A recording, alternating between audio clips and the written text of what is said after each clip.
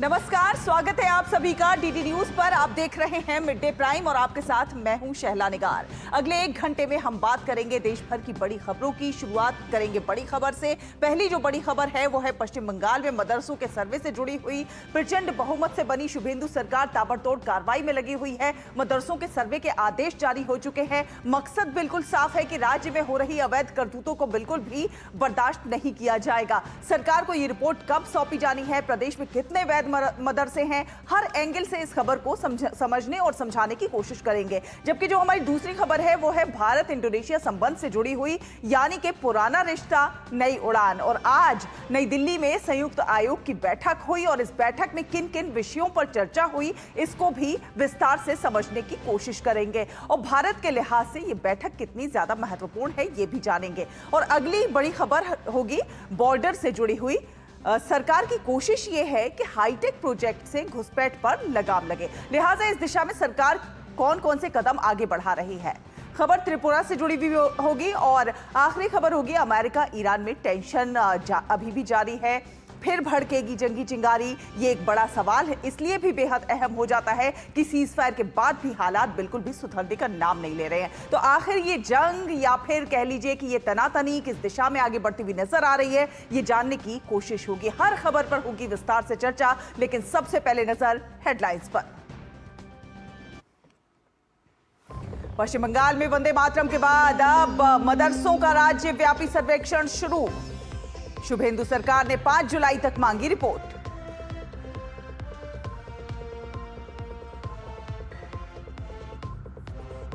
भारत के आधिकारिक दौरे पर इंडोनेशिया के विदेश मंत्री डॉक्टर एस जयशंकर से की मुलाकात। दोनों देशों के बीच संयुक्त आयोग की हुई बैठक। कल होने वाली इंडी ब्लॉक की बैठक से पहले तनातनी। सीपीआईएम और जेएमएम ने कांग्रेस नेतृत्व के काम करने के तरीके पर जताई नाराजगी। नई दिल्ली के कॉन्स्टिट्यूशन क्लब ऑफ इंडिया में बुलाई गई बैठक। सीबीआई ने 661 करोड़ रुपए के सरकारी फंड घोटाले मामले में 6 जगह मारी रेड। चंडीगढ़, पंचकुला और दिल्ली एनसीआर में दबिश। और पश्चिम एशिया में ईरान और अमेरिका के बीच टेंशन हाई। अमेरिका ने होर्मुज स्ट्रेट पर ईरान के 2 ड्रोन गिराने का किया दावा।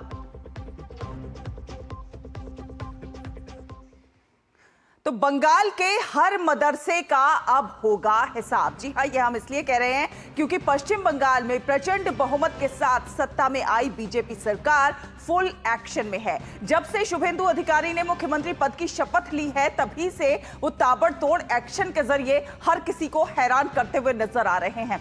सत्ता की कमान संभालते ही पहले घुसपैठियों पर शिकंजा कसा, तो घुसपैठियों बॉर्डर पर पहुंच गए। इतना ही नहीं, शुभेंदु अधिकारी ने प्रदेश में भ्रष्टाचार पर नकेल कसनी शुरू कर दी। भ्रष्ट अधिकारियों के साथ साथ भ्रष्ट नेताओं की शामत आ गई। और इसके बाद बारी थी मदरसों की। सीएम अधिकारी ने सबसे पहले मदरसों में वंदे मातरम को अनिवार्य किया और यह संदेश दिया कि वंदे मातरम गीत से कोई समझौता नहीं होगा। अब मुख्यमंत्री ने एक और बड़ा फैसला करके सभी को चौंका दिया है। जी हां, पश्चिम बंगाल सरकार ने राज्य के सभी मदरसों का सर्वे शुरू करने का आदेश दिया है। अल्पसंख्यक मामलों और मदरसा शिक्षा विभाग की तरफ से जारी अधिसूचना के अनुसार सभी जिला मजिस्ट्रेटों को 5 जुलाई तक बुनियादी ढांचे, छात्रों, शिक्षकों की क्या कुछ संख्या है इसके बारे में और पाठ्यक्रमों और कानूनी स्थिति पर विस्तृत रिपोर्ट प्रस्तुत करने का निर्देश दिया गया है।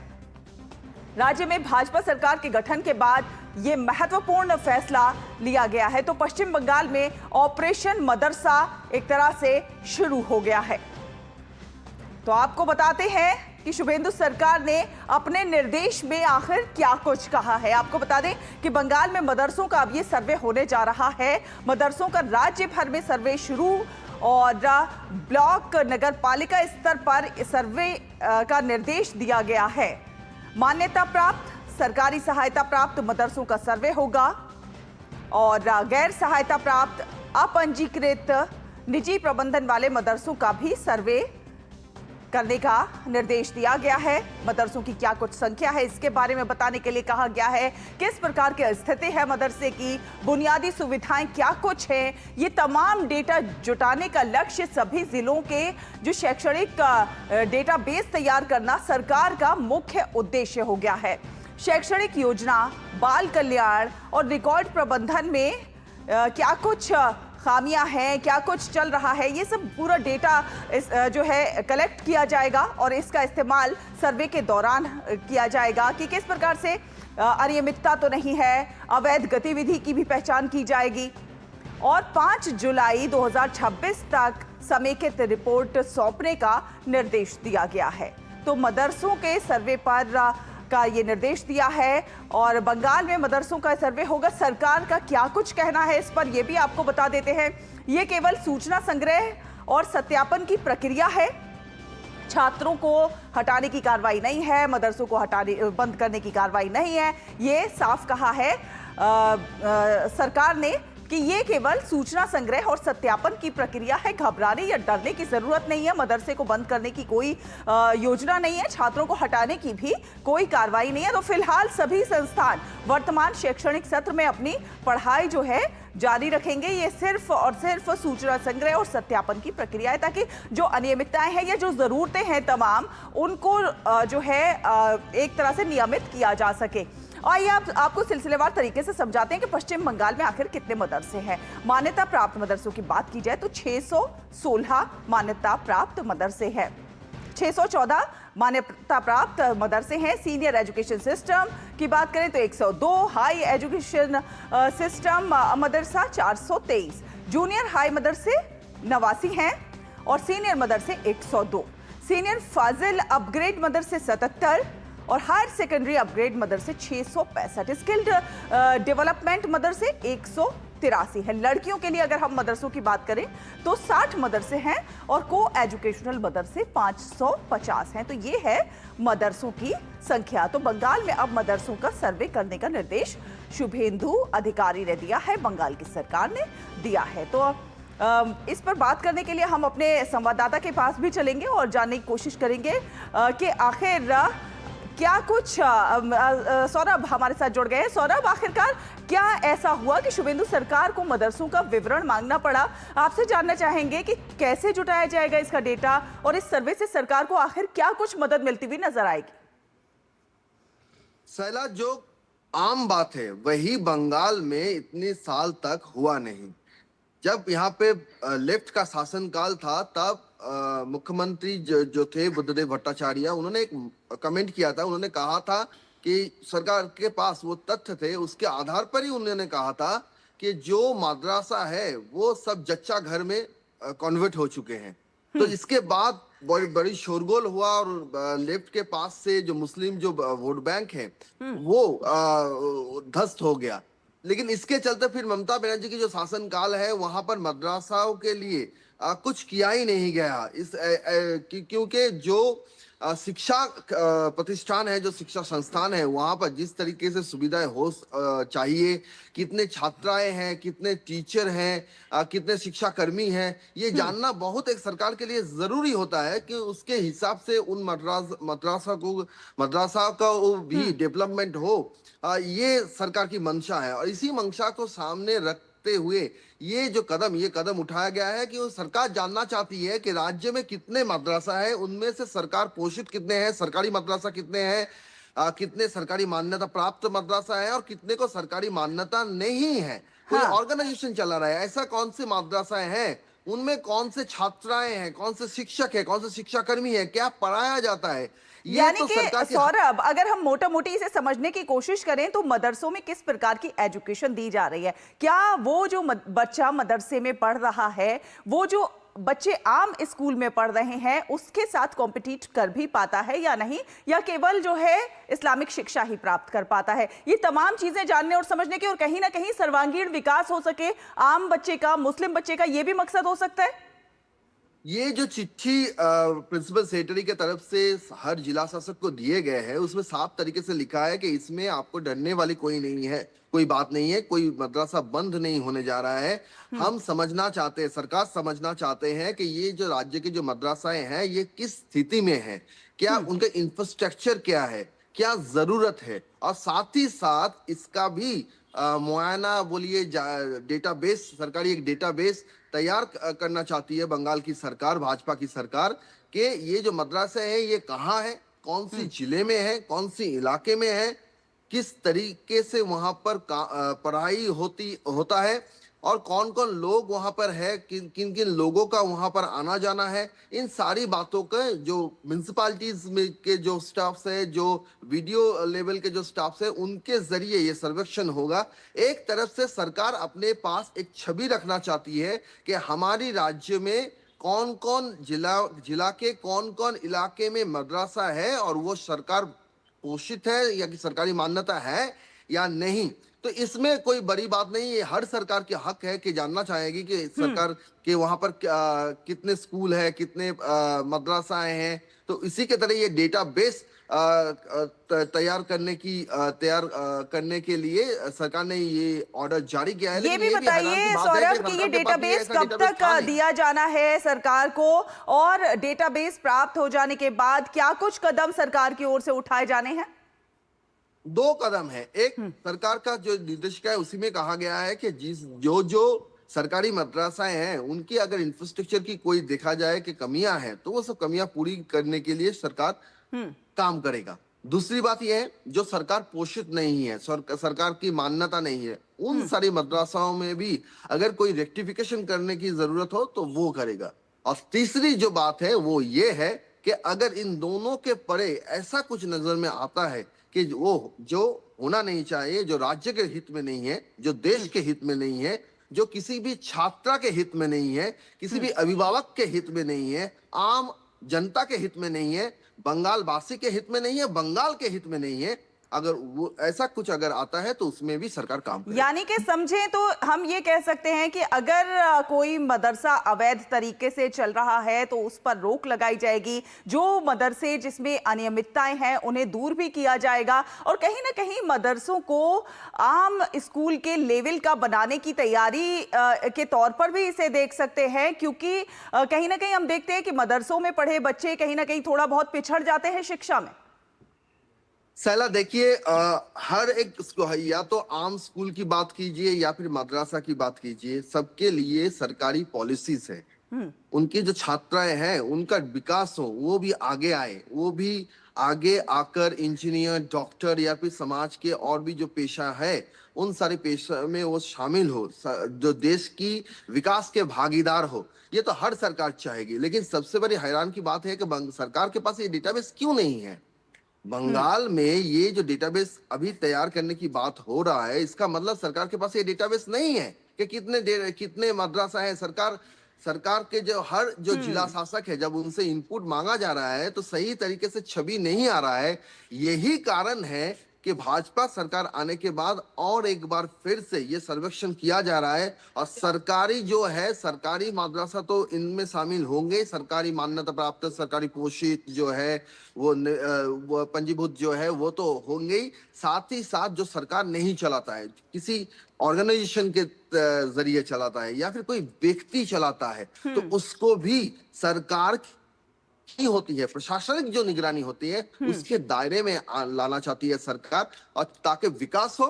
और जो विकास के जगह से अगर ऐसा है कि विकास के ट्रैक से कोई काफी पिछड़ गए हैं, तो उनको भी आगे लाने के लिए ये जो चिट्ठी और ये जो निर्देशिका वो जारी किया गया है। तो बिल्कुल साफ तौर पे ये कहा जा सकता है कि जो वादा किया वो पूरा करते हुए नजर आ रहे हैं शुभेंदु अधिकारी, और जिस प्रकार से ताबड़तोड़ एक्शन हो रहे हैं। वंदे मातरम की भी बात कही गई है कि अब हर मदरसे में वंदे मातरम गाना भी अनिवार्य है और ये भी जरूरी है, और ये वंदे मातरम हो रहा है हर मदरसा में। हमारा जो नेशनल सॉन्ग है उसके साथ साथ जो वंदे मातरम गाने की सुबह की जो प्रेयर सॉन्ग होती है उसमें वंदे मातरम देश की वंदना करने की जो स्तोत्र है वो पाठ किया जा रहा है। ऐसा नहीं है कि वो नहीं कर रहे। तो ये सरकार को तो यही चाहती है कि आप देश के साथ एक देश एक सरकार हो और उसमें कोई भागीदारी ना हो, जो स्टूडेंट्स जो हैं वो अपनी प्रेयर सॉन्ग जो है, जो देश की जो भावनाओं को जो सराहती है, जो देश की जो स्पिरिट को, जो स्पिरिट है, जो भावना है, उनको हर नई पीढ़ी को भी जानने की जरूरत है कि हमारे इंडिपेंडेंस का इतिहास क्या है, हमारा स्वाधीनता जो स्वाधीन हुए हैं हम ब्रिटिश से, उसका इतिहास क्या है, ये हर पीढ़ी को जानने का जरूरत है। तो इसी के लिए ये चालू किया गया था वंदे मातरम, और उसके साथ मद्रासा में भी वो अब हो भी रहा है। तो यहाँ पर भी ये सवाल सैला उठ रहा है कि पिछली सरकार ने ऐसा क्यों नहीं किया, क्यों उनको तुष्टीकरण की राजनीति में एक धप्पा जैसा, एक सिलमोहर जैसा उनके ऊपर लगा दिया गया है, एक कॉन्सेप्शन तैयार किया गया है कि वो लोग ऐसा नहीं करेंगे। ऐसा तो नहीं है, कोई नहीं है। जब सरकार जो जो नियम लागू कर लेकिन रही है, सौरभ, चाहे एक आप चीज ये भी है कि ये जो तुष्टीकरण की राजनीति होती है उससे कहीं ना कहीं उस वर्ग को भी नुकसान होता हुआ नजर आता है, क्योंकि आप देखिए उस प्रकार से अगर देखा जाए तो मुसलमानों का विकास भी होता हुआ नजर नहीं आया इतने समय में पश्चिम बंगाल में। सैला, बंगाल की मुसलमान खुद कहते हैं कि उनको एक वोट बैंक के नजरिया से देखा जा रहा है, ये उनको मंजूर नहीं है। वो किसी के वोट बैंक नहीं है, वो भी ये देश के हिस्सा है, और वो भी इस देश के जो विकास की विकास की जो ट्रैक है उसके भागीदार होना चाहते हैं। और इसीलिए आप देख लीजिए, बकरीद से लेकर सड़क पर जो पहले नमाज पढ़ा जाता था, जो हेलमेट नहीं पहनते थे, जब सरकार ने इन सारी बातों के ऊपर कार्रवाई किया, सख्त रवैया अपनाया, तो सभी ने सड़कों पर नमाज भी अभी बंद है, नमाज अपने जगह हो रहा है, ट्रैफिक नहीं ब्लॉक हो रहा है, हेलमेट पहन कर सब निकल रहे हैं। और जो बकरीद के वक्त भी जो नियम लागू किया गया था वो भी माना गया। अभी मद्रासों में भी वंदे मातरम हो रहा है, कहीं पर कोई दिक्कत नहीं है। सवाल ये है कि सरकार क्या चाहती है, उनका लक्ष्य क्या है।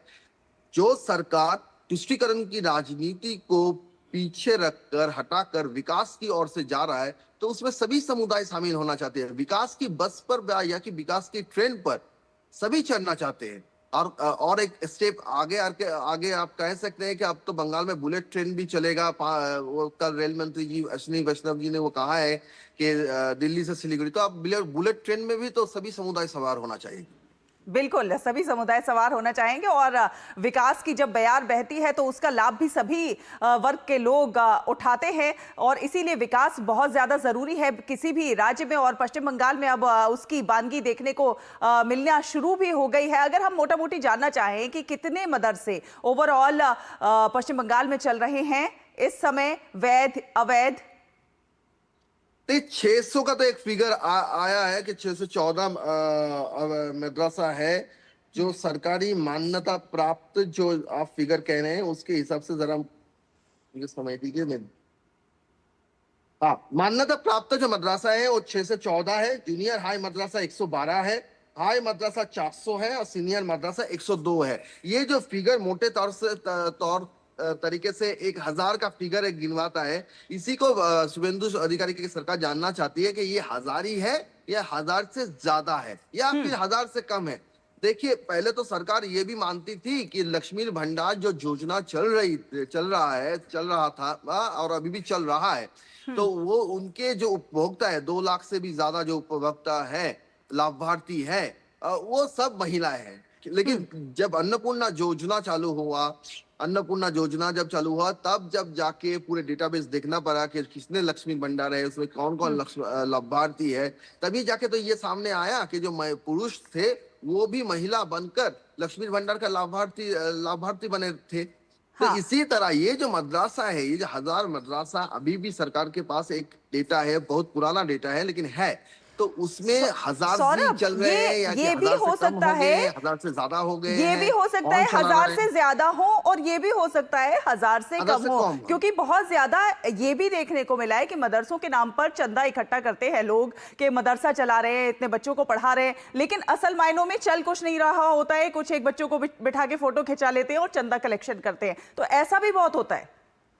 यही कहने का मतलब है कि जो जो आप रजिस्टर्ड जो है सरकार के पास, अभी जो पुराना डेटा है लेकिन है, उसी के चलते वेरिफिकेशन भी बहुत जरूरी है कि इतने दिनों में ये सारी मदरसाएं एग्जिस्ट करती है या नहीं। अगर एग्जिस्ट करती है तो किस हाल में करती है, और एग्जिस्ट अगर नहीं करती है तो उस पर तो कार्रवाई होगा कि क्यों ये सारे जो मदरसाएं हैं, जो एड्रेस है, तो इतने साल से उनको, अगर आप मान लीजिए एक सरकार पोषित या फिर सरकारी मान्यता प्राप्त मदरसा है, तो उनको तो फंड मिलता है, तो वो फंड कौन लेता है?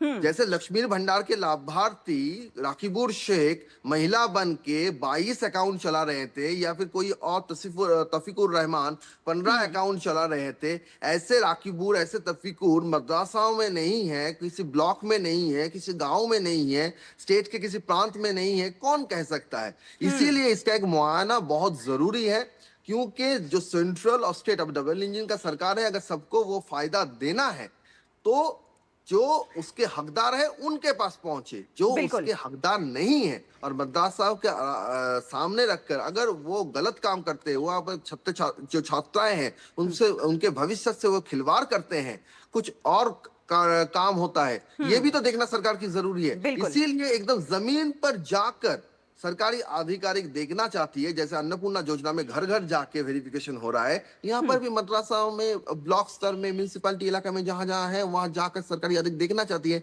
कि आप हो या नहीं। बिल्कुल, चलिए बहुत बहुत धन्यवाद सौरभ, ये तमाम अपडेट हमारे दर्शकों के साथ साझा करने के लिए। तो बंगाल के मदरसों का अब सारा हिसाब होगा। आगे बढ़ेंगे और अगली खबर का रुख कर लेते हैं। जी हां, भारत और इंडोनेशिया पुराने संबंध और नई उड़ान। जी हां, ये हम इसलिए कह रहे हैं क्योंकि विदेश मंत्री डॉक्टर एस जयशंकर और इंडोनेशिया के विदेश मंत्री सुगियोनो ने आज नई दिल्ली में भारत इंडोनेशिया संयुक्त आयोग की बैठक की सह अध्यक्षता की है।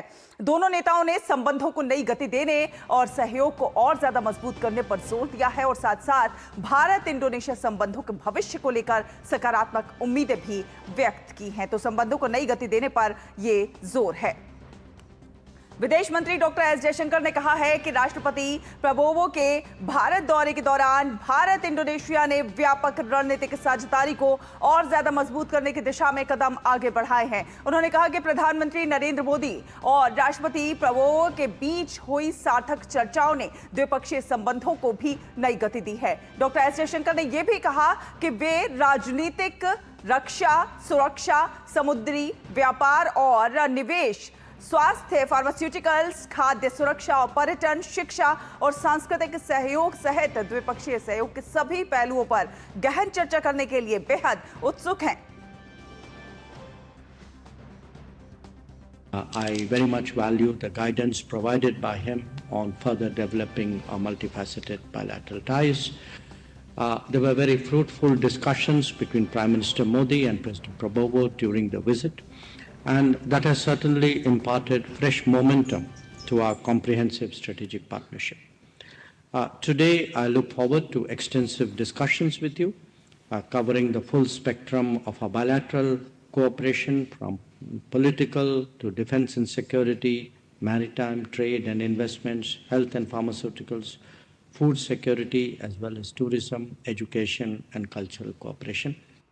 और इंडोनेशिया के विदेश मंत्री सुगियोनो ने कहा कि भारत और इंडोनेशिया के बीच संबंध लगातार मजबूत हो रहे हैं। उन्होंने ये भी उम्मीद जताई कि उनकी यात्रा द्विपक्षीय साझेदारी को और ज्यादा गहरा करेगी। उन्होंने कहा कि ये बैठक न केवल अब तक हुई प्रगति की समीक्षा का अवसर है, बल्कि साझा हितों से जुड़े मुद्दों पर आगे की दिशा तय करने की महत्वपूर्ण मंच भी है।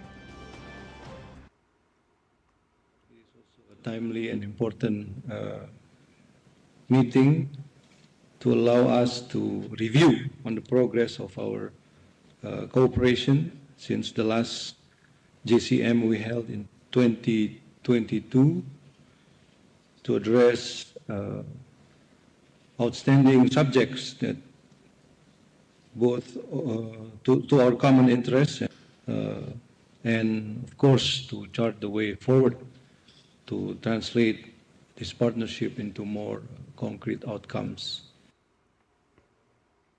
और मिड प्राइम में यहां वक्त एक छोटे से ब्रेक का, आप देखते रहिए डीडी न्यूज।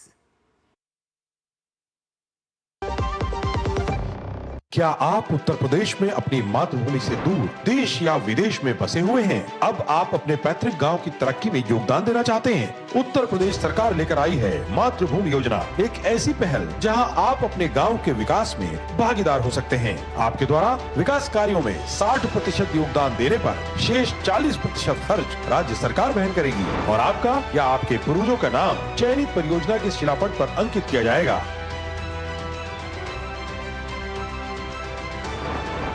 आर्ट सिखाने का एक सेंटर खोलना चाहती हूँ। सरकार सहयोग कर रही है। स्टेडियम जो हमने बनाया है इसमें बच्चों के लिए पुलिस कांस्टेबल की physical as well as educational training होगी। आइए उत्तर प्रदेश मातृभूमि योजना के साथ अपने गांव के सपनों को साकार करें। अपनी मातृभूमि के प्रति प्रत्येक के मन में सम्मान का भाव, श्रद्धा का भाव है। अधिक जानकारी के लिए हमारी वेबसाइट पर विजिट करें या हमसे संपर्क करें। मातृभूमि के लिए आपका योगदान बनाएगा देश को महान। सर, आप बहुत लकी है कि आपके बेटे ने हेल्थ इंश्योरेंस और बाकी सारी फॉर्मेलिटीज टाइम से पूरी कर दी है। मेरा बेटा? तो फिर आप? पॉलिसी बाजार। क्लेम के टाइम पे हमेशा आपकी हेल्प को तैयार। पॉलिसी बाजार, 1 करोड़ का हेल्थ इंश्योरेंस सिर्फ 550 रुपए महीने से शुरू। ब्रेक के बाद स्वागत है आपका। हम बात कर रहे हैं हाईटेक प्रोजेक्ट से घुसपैठ पर लगाम की। केंद्रीय गृह मंत्री अमित शाह ने त्रिपुरा के बीएसएफ फ्रंटियर मुख्यालय में सीमावर्ती सुरक्षा और समग्र विकास को लेकर बेहद अहम बैठक की और इस बैठक में उन्होंने अंतर्राष्ट्रीय सीमाओं के पास वित्तीय लेन देन, इमारतों के निर्माण और प्रॉपर्टी की खरीद बिक्री पर सख्ती से नजर रखने के निर्देश दिए हैं। गृह मंत्री ने पिछले 5 साल के जमीन रिकॉर्ड की जांच करने, ड्रग्स और हथियारों की तस्करी के खिलाफ लगातार ऑपरेशन चलाने और पूरी तस्करी श्रृंखला के खिलाफ सख्त कार्रवाई करने पर भी जोर दिया है। उन्होंने सीमावर्ती जिलों में वित्तीय अनुशासन बनाए रखने के लिए राज्यों की जिम्मेदारी रेखांकित की और कलेक्टरों और जीएसटी अधिकारियों को विशेष प्रशिक्षण देने का निर्देश भी दिया। इसके साथ ही केंद्रीय बोर्ड ऑफ डायरेक्ट टैक्सेस को नकली करेंसी की जांच करने के लिए सक्रिय रहने को भी कहा है। अमित शाह ने सीमा पर रहने वाले लोगों को ड्रग्स और हथियारों के खतरे से निपटने के लिए प्रशिक्षण कैंप आयोजित करने की भी हिदायत दी है, जिसमें स्थानीय पुलिस, बीएसएफ जवान और पटवारियों की मौजूदगी सुनिश्चित की जाएगी। तो पिछले 5 साल के जमीन रिकॉर्ड की जांच पर यह जोर है और सीमा सुरक्षा को कहीं ना कहीं एक तरह से आधुनिक सुरक्षा कवच मिलता हुआ इससे नजर आएगा। सीमा सुरक्षा अब आइसोलेशन में नहीं रहेगी, इसके लिए लीक प्रूफ सुरक्षा ग्रिड बनता हुआ नजर आएगा। हाईटेक कवच हम इसीलिए कह रहे हैं कि सीमा सुरक्षा को अब हाईटेक कवच मिलेगा, क्योंकि लीक प्रूफ सुरक्षा ग्रिड बनाया जाएगा। सीमा पर स्मार्ट सुरक्षा ग्रिड तैयार होगा।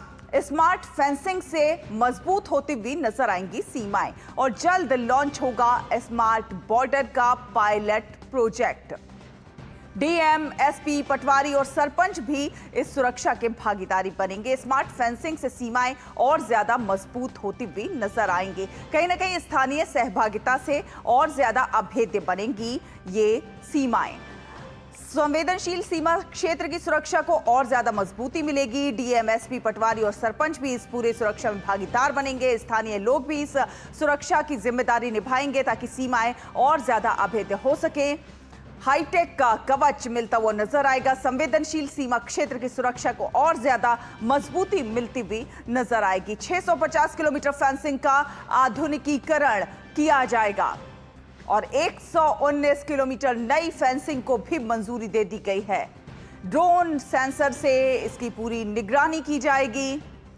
हाईटेक कवच एक तरह से बनता हुआ नजर आएगा। नशा तस्करी और अवैध जो गतिविधियां हैं उन पर सख्ती होगी। तकनीक, प्रशासन और जवानों के समन्वय से सुरक्षित किए जाएंगे ये सीमा के को हाईटेक कवच प्रदान किया जाएगा। तो क्या कुछ है स्मार्ट बॉर्डर प्रोजेक्ट, ये भी आपको बताते हैं। एआई आधारित निगरानी से सुरक्षित की जाएंगी सीमा। अब इसमें एआई का भी जो है सहयोग लिया जाएगा। सेंसर नेटवर्क का हर गतिविधि पर नजर रखता हुआ नजर आएगा। सीमा के इस पार उस पार क्या कुछ हो रहा है, ड्रोन और रडार से पूरी निगरानी होती हुई नजर आएगी। साथ ही साथ थर्मल कैमरों से घुसपैठ पर रोक लगती हुई नजर आएगी। भूमिगत सेंसर से त्वरित सूचना मिल जाएगी। एआई का इसमें पूरा उपयोग होगा। भूमिगत सेंसर से त्वरित सूचना मिलेगी, तुरंत एक्शन हो सकेगा। रियल टाइम कमांड सेंटर से निगरानी होगी। सैटेलाइट नेटवर्क से सुरक्षा और ज्यादा मजबूत होती हुई नजर आएगी। रियल टाइम कमांड सेंटर से इसकी निगरानी की जाएगी। तकनीक से लैस होगी सीमा की सुरक्षा और इंटेलिजेंट बॉर्डर का ये पूरा एक नया मॉडल है। स्मार्ट फेंसिंग से अभेद्य होंगी सीमाएं। जी हां, इंटेलिजेंट बॉर्डर का ये नया मॉडल है। ये जो बॉर्डर प्रोजेक्ट है कि कहीं ना कहीं सीमाओं को अभेद्य बनाना है, एआई का इसमें इस्तेमाल होगा। आगे बढ़ेंगे और अंतर्राष्ट्रीय खबर का रुख कर लेते हैं। अमेरिका ईरान में टेंशन अभी भी जारी है। क्या फिर भड़केगी ये जंगी चिंगारी? क्योंकि मिडिल ईस्ट में तनाव के बीच अमेरिकी सेना ने ये बड़ा दावा किया है कि अमेरिकी सेंट्रल कमांड के अनुसार अमेरिकी सेना ने हॉर्मुज स्ट्रेट में अंतर्राष्ट्रीय समुद्री यातायात के लिए खतरा बने ईरान के 2 वन वे अटैक ड्रोन को मार गिराया है। सेंट्रल कमांड के अनुसार ईरान ने हॉर्मुज स्ट्रेट में वाणिज्यिक जहाजों को निशाना बनाकर ड्रोन लॉन्च किए, लेकिन अमेरिकी सेना ने उन्हें टकराने से पहले ही रोककर नष्ट कर दिया। आपको बता दें कि एक दिन पहले ही ईरान ने इस रणनीतिक जलमार्ग और खाड़ी के पड़ोसी देश कुवैत और बहरीन पर मिसाइल और ड्रोन से हमला किया था। अमेरिकी सेंट्रल कमांड ने सोशल मीडिया प्लेटफॉर्म एक्स पर पोस्ट करके बताया है कि अमेरिकी सेना ईरानी आक्रामकता का मुकाबला करने और बचाव जारी रखने के लिए पूरी तरह से तैयार है और इस घटना से क्षेत्र में तनाव और ज्यादा बढ़ता हुआ अब नजर आ रहा है। वैश्विक समुद्री मार्गों और ऊर्जा आपूर्ति श्रृंखलाओं की सुरक्षा को लेकर चिंता लगातार बढ़ रही है। अमेरिकी सेना ने ईरानी ड्रोन को गिराने का दावा किया है। आपको बता दें, अंतर्राष्ट्रीय समुद्री यातायात के लिए खतरा बताकर इसे गिराया गया है। अमेरिका का ईरानी ड्रोन पर यह जो अटैक हुआ है हॉर्मुज स्ट्रेट में, ईरानी ड्रोन पर यह हमला हुआ है। हमले में 2 ईरानी ड्रोन तबाह कर दिए गए हैं। वन वे अटैक ड्रोन, ईरानी ड्रोन नष्ट कर दिए गए हैं। अमेरिका का यूएस का दावा है कि समुद्री यातायात के लिए ये खतरा बन गए थे। हॉर्मुज स्ट्रेट में ईरानी ड्रोन पर यह हमले में 2 ईरानी ड्रोन तबाह हो गए हैं। तो अमेरिका ईरान में टेंशन जो है लगातार जारी है और इसीलिए हम कह रहे हैं कि युद्ध विराम पर यह संकट भारी पड़ता हुआ नजर आ रहा है। वन वे अटैक ड्रोन, ईरानी ड्रोन नष्ट हो गए हैं। यूएस का दावा है कि समुद्री यातायात के लिए ये ड्रोन जो है वो खतरा बने थे और इसीलिए इन्हें हमला करके नष्ट कर दिया गया है। वैश्विक समुद्री मार्गों को लेकर अब चिंता हम कह सकते हैं कि बढ़ती हुई नजर आ रही है कि वैश्विक समुद्री मार्ग जो है सुरक्षित नहीं है। 8 अप्रैल 2026 से सीज फायर जारी है, लेकिन शांति समझौते पर अभी तक सहमति नहीं बन पाई है। परमाणु कार्यक्रम और अन्य मुद्दों पर मतभेद लगातार जारी है और इसीलिए अब घटना से क्षेत्र में और ज्यादा तनाव बढ़ गया है। तो अमेरिका ईरान में टेंशन जो है खत्म होने का नाम ही नहीं ले रही है। घटना से क्षेत्र में तनाव बढ़ता हुआ नजर आ रहा है।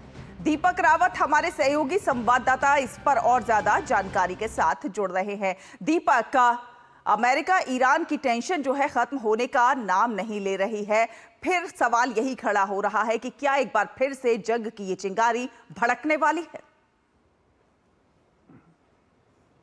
जी बिल्कुल, हालात तो कुछ ऐसे ही नज़र आ रहे हैं। एक तरफ बात ये होती है कि अमेरिका ये कहता है कि बातचीत जारी है, युद्ध विराम चल रहा है और ऐसे में दूसरी तरफ लगातार दोनों ही देश जो हैं वो एक दूसरे के खिलाफ अटैक भी कर रहे हैं। जैसा आपने भी बताया है कि अमेरिका ने जो ड्रोन गिराए हैं ईरान के, वो ये कहकर गिराए हैं कि जो हॉर्मुज स्ट्रेट है उसके आसपास ये जो बाकी के जो जहाज़ जो वहाँ से गुजरते हैं, जो जिनसे व्यापार हो रहा है, जिनके ज़रिए तेल गैस के टैंकर आते हैं, वो खतरा बना हुआ था। इनका ड्रोन सिस्टम, इनका रडार सिस्टम, खास तौर पर केश्म द्वीप वाला जो रडार सिस्टम है उसको ध्वस्त करने की कोशिश अमेरिका की तरफ से की गई है, जिसकी जवाबी कार्रवाई में जो ईरान है वो बहरीन में और अलग अलग इलाकों में, कुवैत में जो है वो अमेरिकी सैन्य ठिकानों पर हमला कर देता है। तो एक दूसरे के खिलाफ जंग लगातार जारी है, एक दूसरे के खिलाफ हमले भी किए जा रहे हैं। लेकिन अब जो जिस तरीके की बातें निकल कर आ रही है उसमें खासतौर पर ईरान ने दो टूक अमेरिका को ये कहा है कि जो $24 अरब की जो संपत्ति जो अलग अलग विदेशी बैंकों में उनकी जमा है उसको सीज कर दिया है अमेरिका ने, और जब तक वो रिलीज नहीं की जाती है तब तक वो खामियाजा जो है वो अमेरिका को भुगतना होगा। ऐसा ईरान की तरफ से लगातार उनके जो सैन्य अधिकारी हैं, जो उनके आला अधिकारी हैं, उनकी तरफ से कहा जा रहा है। वहीं अमेरिका कह रहा है कि अभी तो $24 अरब की बात हुई है, इसके अलावा भी जो बाकी संपत्तियां हैं ईरान की वो भी सीज की जाएंगी, क्योंकि जो बाकी देशों में ईरान ने जो जिस तरीके से कहर बरपाया है, खासतौर पर कुवैत, यूएई, बहरीन, अलग अलग इलाकों की बात करें जहां पर लगातार जो है वो अटैक किए जा रहे हैं ईरान ड्रोन के जरिए, उसकी भरपाई भी ईरान को करनी होगी। ये बात भी अमेरिका की तरफ से कही जा रही है। तो ऐसे में दोनों के बीच बातचीत कैसे हो पाएगी जब दोनों अपनी अपनी बातों पर अड़े हुए हैं? यही वजह है कि एक दूसरे के खिलाफ ये इस तरीके की घटनाएं, इस तरीके के हमले जो है लगातार नजर आ रहे हैं। ऐसे में दीपक देखा जाए तो फिर ये युद्ध किस ओर जाता हुआ नजर आ रहा है? देखिए, फिलहाल जिस तरीके की स्थिति बनी हुई है, कोई मध्यस्थता होती हुई नज़र नहीं आ रही है। हालांकि लगातार अमेरिका की तरफ से ये कहा जा रहा है कि हमने जो बातें हैं, जो डील है, वो बात रखी है सामने।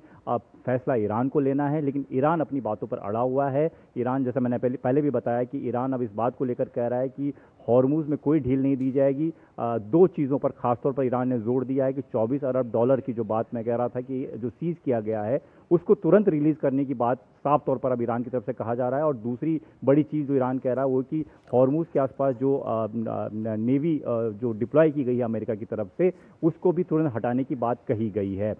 ईरान जानता है कि हॉर्मुज़ स्ट्रेट जो है उसका सबसे बड़ा हथियार है और उसी के बल पर जो है वो अमेरिका और बाकी देशों पर दबाव बना रहा है। वहीं अमेरिका भी इस बात को समझ रहा है कि अगर हॉर्मुज़ स्ट्रेट को नहीं ठीक किया गया, नहीं उसको सुचारू किया गया, तो नुकसान जो है वो सभी देशों का बढ़ेगा। तो ऐसे में इसी बीच तनातनी बढ़ती जा रही है। हालांकि बातचीत का दौर चल रहा है, ये भी कहा जाता है, लेकिन फिलहाल बातचीत किसी नतीजे पर नहीं पहुंच रही है। और आए दिन इस तरीके के जब हमले होते हैं तो उससे ये लगता है कि शायद अब बातचीत हो भी नहीं पाएगी। मध्यस्थता कैसे होगी, ये बिल्कुल किसी की समझ से परे है। लेकिन जिस प्रकार से दोनों ही देशों का रुख है और बातचीत की टेबल पर आने को तैयार नजर नहीं आ रहे हैं, बार बार सीज फायर का उल्लंघन भी हो रहा है, तो ऐसे में वैश्विक चिंताएं भी बढ़ती हुई नजर आ रही हैं दीपक, क्योंकि इस पूरे युद्ध का असर पूरी दुनिया पर पड़ रहा है। हाँ जी, बिल्कुल पूरी दुनिया पर असर पड़ रहा है और ईरान ये बात जानता है। और यही वजह है कि ईरान हॉर्मुज़ स्ट्रेट के जरिए दबाव बनाने की कोशिश भी पहले दिन से ही करता आ रहा है। अभी हाल ही में एक बयान आया था ईरान के एक बड़े अधिकारी की तरफ से कि उसको परमाणु की ज़रूरत नहीं है, परमाणु हथियार की ज़रूरत नहीं है, उसका हॉर्मुज़ स्ट्रेट ही उसके लिए बड़ा न्यूक्लियर बॉम्ब है, वो उसका इस्तेमाल जब चाहे तब कर सकता है और कर भी रहा है। उसी के ज़रिए दबाव भी बना रहा है और कई देश जो हैं वो जो मुसीबतें झेल रहे हैं तेल गैस को लेकर, वो इसी वजह से झेल रहे हैं। और अमेरिका भी ये बात समझता है। हालांकि अमेरिका लगातार ये कहता रहा है कि उसे फ़र्क नहीं पड़ता, उसे जो करना है वो करवा के छोड़ेगा, लेकिन अमेरिका को पर भी दबाव ज़रूर है। बाकी देशों के ज़रिए दबाव डाला जा रहा है कि आप बातचीत कीजिए, मध्यस्थता कीजिए, ताकि ये जो हॉर्मुज़ स्ट्रेट का जो मामला है वो सुचारू हो सके, बाकी देश जो परेशानी झेल रहे हैं वो ठीक हो सके। लेकिन जो जिस तरीके की रवैया जो सामने आता है दोनों देशों का, उससे लगता नहीं कि ये बातचीत जो है बहुत एक दो दिनों में ख़त्म हो जाएगी, ये अभी और बढ़ने वाली है। और अब जो नई चिंताएं बढ़ा दी हैं वो ये बढ़ा दी हैं कि ईरान सीधा दो टूक बात कह रहा है। वो कह रहा है कि आप संपत्तियां एक तरफ जब्त कर रहे हैं और दूसरी तरफ ये कह रहे हैं कि हम बातचीत कर रहे हैं। किस तरह की ये बातचीत है? आप अटैक कर रहे हैं हमारे रडार सिस्टम पर, हमारे अलग केसम द्वीप है और बाकी जगहों पर, और आप दूसरी तरफ कह रहे हैं कि हम बातचीत कर रहे हैं, सीज फायर हुआ है तो उसका उल्लंघन किया जा रहा है। तो इसी की जवाबी कार्रवाई के तौर पर ईरान भी जो है कुवैत और बहरीन जैसे इलाकों में हमला कर रहा है। ये दिखाने की कोशिश कर रहा है कि अगर हमले किए गए, उनकी संपत्तियों को जब्त किया गया, तो वो भी पूरा जवाब इसी तरीके से देता रहेगा। चलिए, बहुत बहुत धन्यवाद दीपक, ये तमाम अपडेट हमारे दर्शकों के साथ साझा करने के लिए। और अब आगे बढ़ेंगे, मिड डे प्राइम में बात करेंगे आम के स्वाद की। जी हाँ, भारतीय आम का स्वाद अब अमेरिका में भी लोगों को खूब पसंद आने लगा है। अमेरिका के सिएटल शहर में भारतीय वाणिज्य दूतावास द्वारा आयोजित मैंगो मैजिक कार्यक्रम के दूसरे संस्करण में भारतीय आमों की ऐसी धूम मची कि अमेरिकी ग्राहक और बड़े रिटेल कारोबारी भी इसके दीवाने हो गए। कार्यक्रम में भारत की 7 प्रीमियम आम किस्मों को पेश किया गया, जिनमें अल्फांसो, केसर, दशहरी और लंगड़ा जैसे मशहूर आम शामिल थे। खास बात यह रही कि अमेरिकी रिटेल कंपनी कॉस्टको के स्टोर में भारतीय आम पहुंचते ही सिर्फ 2 घंटे के भीतर पूरा का पूरा स्टॉक बिक गया। और इससे ये बात तो साफ हो गई है कि भारतीय आमों की मांग अब वैश्विक बाजार में काफी तेजी से बढ़ रही है। आपको बता दें कि भारत दुनिया में आम का सबसे बड़ा उत्पादक देश है, जहां पर सालाना 26 मिलियन मीट्रिक टन से ज्यादा आम का उत्पादन होता है और 1000 से ज्यादा किस्में यहां मौजूद हैं। वित्त वर्ष 2023-24 में निर्यात का मूल्य $10 मिलियन तक पहुंच गया, जो कि वित्त वर्ष 2022-23 के $4.36 मिलियन से 130% ज्यादा है। अनुमान यह है कि 2026 में अमेरिका में आम का आयात 7% तक और बढ़ सकता है। तो अमेरिका में ये मैंगो मैजिक देखने को मिला है। आगे बढ़ेंगे, अगली खबर का रुख करते हैं। सीबीआई ने हरियाणा सरकार और चंडीगढ़ प्रशासन के विभागों से सरकारी धन की हेराफेरी से जुड़े कथित 661 करोड़ रुपए के धोखाधड़ी मामले में चंडीगढ़, पंचकुला और दिल्ली एनसीआर में 6 स्थानों पर छापेमारी की है। सीबीआई के एक आधिकारिक बयान में कहा गया है कि IDFC फर्स्ट बैंक और AU फाइनेंस बैंक में जमा धनराशि के कथित दुरुपयोग के जारी जांच के तहत हरियाणा कैडर के वरिष्ठ सरकारी अधिकारियों और नोएडा स्थित विषम कंसल्टेंसी प्राइवेट लिमिटेड और उसके निदेशक से जुड़े परिसरों पर छापे मारे गए। CBI के अनुसार इस विपम एजेंसी और इस धोखाधड़ी से हरियाणा सरकार के 8 विभाग और चंडीगढ़ के 2 विभाग, चंडीगढ़ नगर निगम और चंडीगढ़ नवीकरणीय ऊर्जा और विज्ञान विभाग, विज्ञान एवं प्रौद्योगिकी संवर्धन सोसाइटी, क्रेस्ट भी प्रभावित हुए। और जांच के दौरान ऐसे सबूत सामने आए हैं जिनसे पता चलता है कि सरकारी कर्मचारियों ने बैंक अधिकारियों के साथ मिली भगत करके खाते खुलवाए, धन का हस्तांतरण किया और फिर उसका इस्तेमाल दूसरे कामों में किया गया। CBI ने आरोप लगाया है कि सरकारी कर्मचारियों ने लेन देन को सुगम बनाने और अनियमितताओं के खिलाफ कार्रवाई न करने के बदले अनुचित लाभ प्राप्त किए। जांच एजेंसी ने यह भी आरोप लगाया कि विपम कंसल्टेंसी प्राइवेट लिमिटेड के बैंक खाते में अपराध से प्राप्त धनराशि जमा हुई, जिसे बाद में उसके निदेशक के निजी खाते में स्थानांतरित कर दिया गया।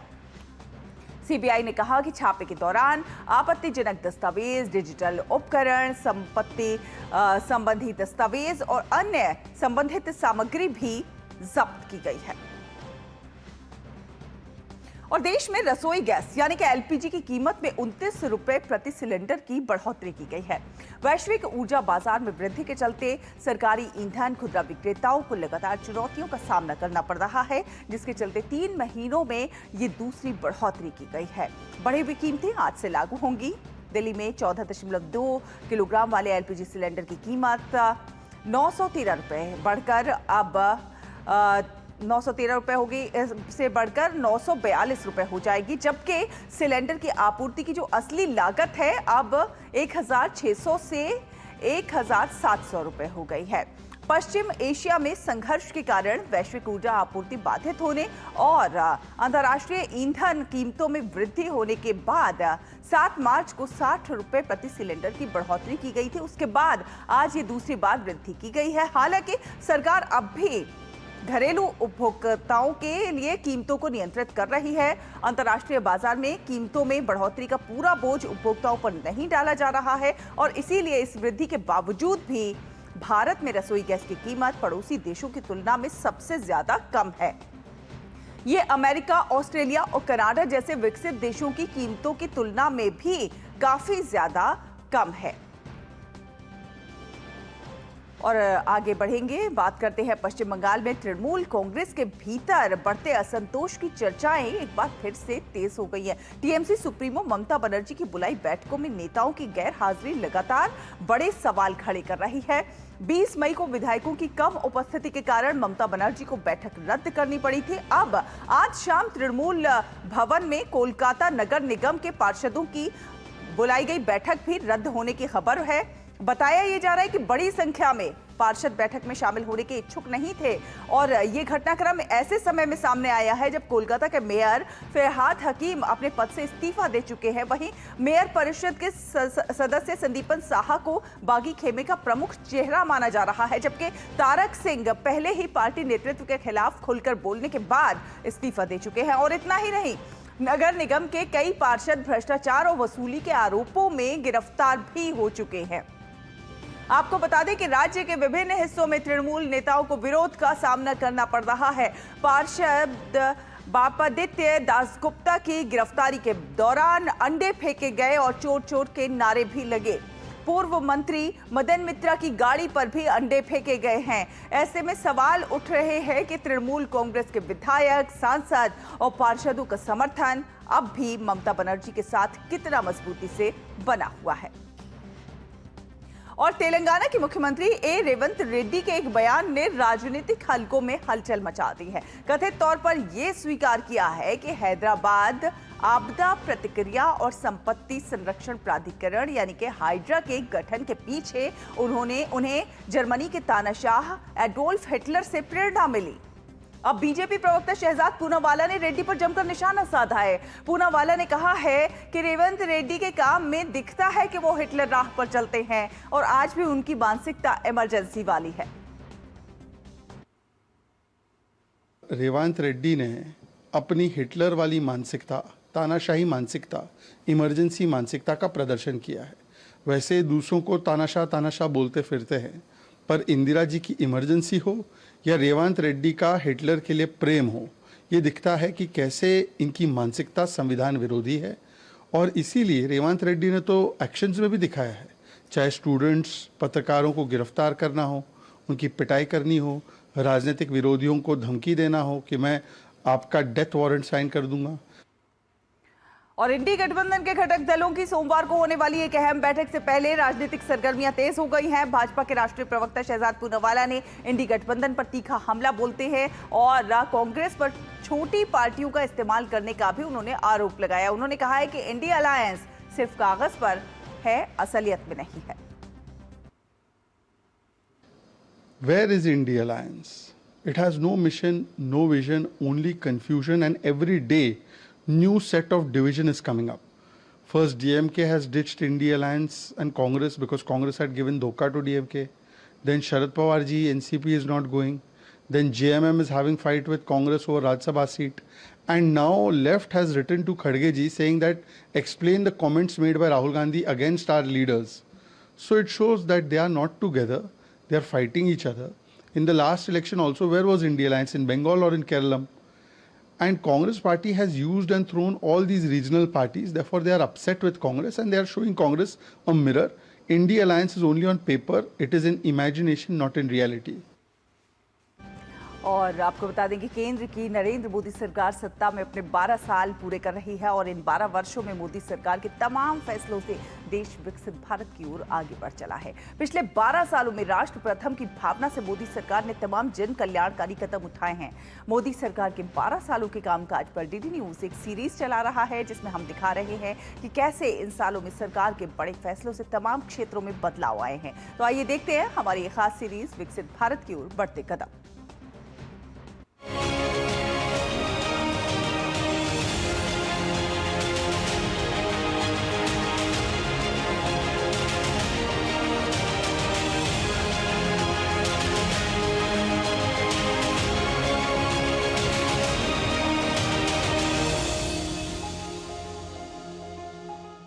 तो आज बात उन लोगों की जो लंबे समय तक विकास की मुख्य धारा से दूर रहे, लेकिन अब सरकार की योजनाओं और विशेष कार्यक्रमों के जरिए उन्हें सशक्त बनाने की कोशिश तेज हुई है। जनजातीय समुदाय, अनुसूचित जातियां, गरीब, महिलाएं और अल्पसंख्यक, साथ साथ देश के पिछड़े और सीमावर्ती इलाकों पर विशेष फोकस किया जा रहा है। आकांक्षी जिलों से लेकर वाइब्रेंट विलेज प्रोग्राम तक मोदी सरकार के पिछले 12 वर्षों में कैसे बदल रही है ये तस्वीर, देखिए ये विशेष रिपोर्ट।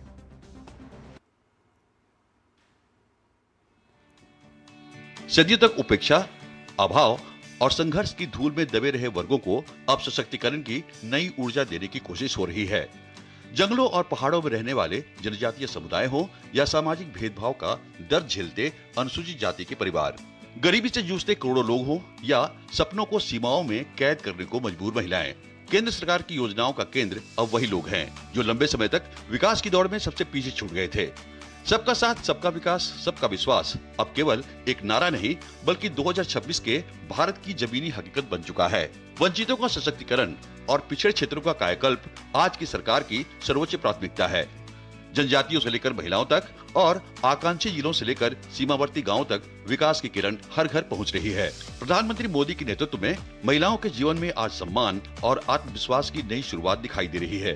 2016 में शुरू हुई प्रधानमंत्री आवास योजना ग्रामीण आज करोड़ों गरीब परिवार के सपनों को पक्की छत में बदल चुकी है। एक घर ने महिलाओं को सिर्फ आश्रय नहीं दिया बल्कि सुरक्षा, सम्मान और परिवारों में निर्णय लेने की ताकत भी दी है। वहीं प्रधानमंत्री उज्ज्वला योजना ने रसोई के धुएं से जूझती करोड़ों महिलाओं को राहत दी है।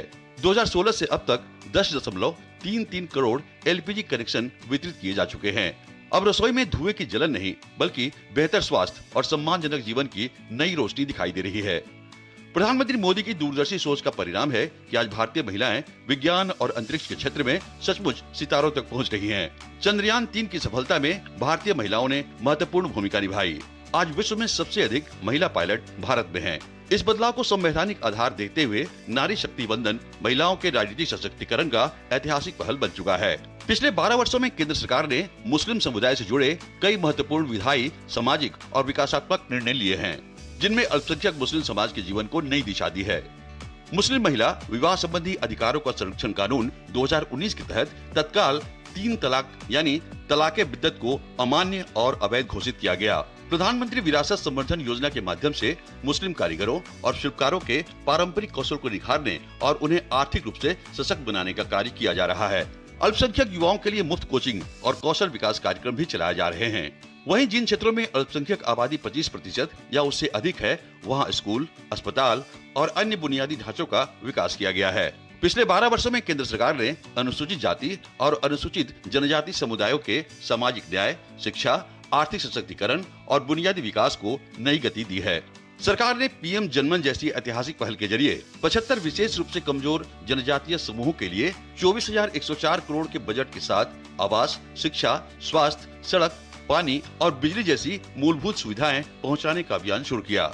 वहीं पीएम अजय योजना के माध्यम से एससी बहुल गाँव में कौशल विकास, रोजगार और उद्यमिता को बढ़ावा देकर गरीबी कम करने की दिशा में बड़े कदम उठाए गए। शिक्षा के क्षेत्र में कक्षा 9वीं और 10वीं छात्रों के लिए प्री मैट्रिक छात्रवृत्ति और उच्च शिक्षा के लिए पोस्ट मैट्रिक छात्रवृत्ति योजनाओं का विस्तार किया गया, ताकि आर्थिक तंगी किसी भी बच्चे की पढ़ाई में बाधा न बने। एससी और एसटी उद्यमियों को आत्मनिर्भर बनाने के लिए विशेष ऋण संबद्ध पूंजी सब्सिडी योजना के तहत लघु और मध्यम उद्योगों के लिए मशीनरी और उपकरण खरीदने पर 25% तक की सब्सिडी दी जा रही है। दूर दराज के आदिवासी इलाकों में रहने वाले बच्चों को बेहतर शिक्षा देने के लिए एकलव्य मॉडल आवासीय विद्यालयों का तेजी से विस्तार किया गया है। इन सभी पहलों का उद्देश्य एससी और एसटी समुदायों को सम्मान, अवसर और आत्मनिर्भरता के साथ देश की मुख्य धारा में मजबूत भागीदारी दिलाना है। आजादी के दशकों बाद भी देश के कई जिले और सीमावर्ती गांव विकास की मुख्य धारा से दूर रह गए थे। इसी अंतर को मिटाने के लिए सरकार ने आकांक्षी जिला कार्यक्रम और आकांक्षी ब्लॉक कार्यक्रम के जरिए विकास की नई सोच को जमीन पर उतारा है। स्वास्थ्य, शिक्षा, सड़क, बिजली, रोजगार और बुनियादी सुविधाओं पर फोकस करते हुए देश के 329 जिलों के 500 ब्लॉकों में जीवन स्तर सुधारने की कोशिश तेज हुई है। वहीं सीमाओं से सटे गांवों को सशक्त बनाने के लिए वाइब्रेंट विलेज प्रोग्राम 2 के तहत 6,839 करोड़ रुपए की योजना शुरू की गई है।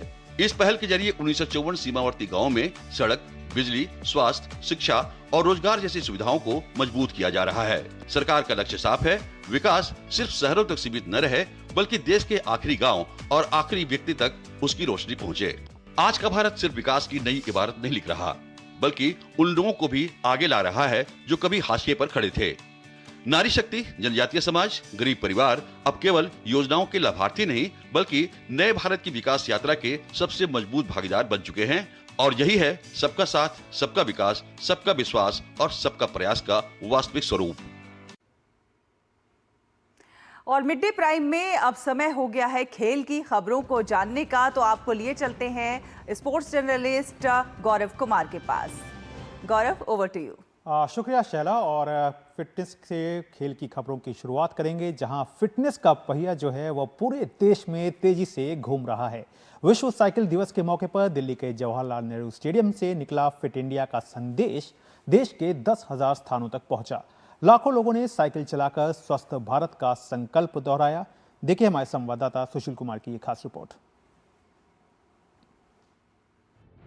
दिल्ली के जवाहरलाल नेहरू स्टेडियम में साइकिलों की रफ्तार के साथ साथ फिटनेस का उत्साह भी देखने को मिला। 3 जून को मनाए गए विश्व साइकिल दिवस के अवसर पर आयोजित fit India Sundays on cycle कार्यक्रम में केंद्रीय खेल मंत्री डॉक्टर मनसुख मांडविया के साथ साथ अभिनेता विक्रांत मैसी और बॉक्सर नुपुर शर्मा के साथ खेल, फिटनेस और मनोरंजन जगत की कई जानी मानी हस्तियां शामिल हुईं। करीब 1.5 साल पहले शुरू हुई संडेज ऑन साइकिल मुहिम आज एक जन आंदोलन का रूप ले चुकी है। इस बार देश भर के लगभग 10,000 स्थानों पर कार्यक्रम का आयोजन किया गया, जहां लाखों लोगों ने साइकिल चलाकर फिट इंडिया अभियान को मजबूती दी और स्वस्थ जीवन शैली का संदेश दिया। जो पहली बार संडे ऑन साइकिल का प्रारंभ हुआ था, तब 40 स्थान पर संडे ऑन साइकिल हुई थी। आज देश में 10,000 स्थान पर संडे ऑन साइकिल हुई। साइकिलिंग करने से आपकी हेल्थ अच्छी रहती है। साइकिलिंग करने से आप मेंटली फिट रहते हैं। साइकिलिंग से फ्यूल का बचत होता है। देखो ऐसी चीज़ है जो करने से प्लेनेट शुद्ध रहती है, और ये ऐसी चीज़ है जो वर्तमान में ट्रैफिक की बहुत बड़ी समस्या है, उसका भी समाधान है। कार्यक्रम में शामिल अभिनेता विक्रांत मैसी ने भी फिट इंडिया अभियान की सराहना की। उन्होंने कहा कि फिटनेस सिर्फ खिलाड़ियों के लिए नहीं बल्कि हर नागरिक के लिए जरूरी है। देखिए, हम सब जानते हैं कि health is the real wealth, और जो ऑनरेबल हमारे youth affairs and sports minister हैं डॉक्टर मनसुख मांडविया जी, वो खुद पर्सनली पार्टिसिपेट कर रहे हैं। पिछले 1.5 साल से वो लगे हुए हैं, जुटे हुए हैं इस इनिशिएटिव में। आज हमारे पास 15,000 लोग यहाँ पे आज जुड़े हुए हैं। So it's a sign that ये जो एक एक्टिविटी नहीं है, अब ये मूवमेंट बन गया है। एंड बस ये कहूँगा कि जो हमारे देश के सिर्फ यूथ को ही नहीं, जितने भी लोग हैं वो पार्टिसिपेट करें, आएँ, अच्छा भी लगेगा। आपकी सेहत ठीक रहेगी तो मेंटल हेल्थ भी ठीक रहेगी। सो yes, I really wish the government of India all the very best with this. भारतीय बॉक्सर नुपुर श्रोयाण ने साइकिलिंग को संपूर्ण फिटनेस का बेहतरीन माध्यम बताते हुए लोगों से इसे अपनी दिनचर्या का हिस्सा बनाने की अपील की। जो मैंने आज यहाँ पे लोगों की भीड़ देखी, उससे पता चलता है कि लोग कितने जागरूक हैं आज के टाइम पे फिजिकल फिटनेस के लिए। और साइकिलिंग तो मैं कहती हूँ कि एक बहुत अच्छी और प्यारी चीज़ है। फिजिकल भी फिट रहते हैं और मेंटली भी बहुत पीस मिलती है। तो मैं तो कहती हूँ कि हर किसी को दिन में कम से कम 10 से 15 मिनट तो निकालनी चाहिए साइकिलिंग के लिए। साइकिलिंग बहुत ज़रूरी है। फिट इंडिया की यह मुहिम अब केवल साइकिल चलाने तक सीमित नहीं रह गई है, बल्कि यह स्वस्थ जीवन शैली अपनाने का राष्ट्रीय संदेश बन चुकी है। विश्व साइकिल दिवस पर उमड़ा यह उत्साह साफ बताता है कि देश फिटनेस की राह पर तेजी से आगे बढ़ रहा है। Sushil Kumar, DD news. तो जाहिर तौर पर आप भी साइकिलिंग करिए, इसके साथ ही साथ अपने स्वास्थ्य को आप आगे बढ़ाइए और साथ ही साथ देश की जो आबो हवा है उसको भी स्वच्छ रखने में सहयोग दीजिए। शैला, एक बार फिर से आपके पास।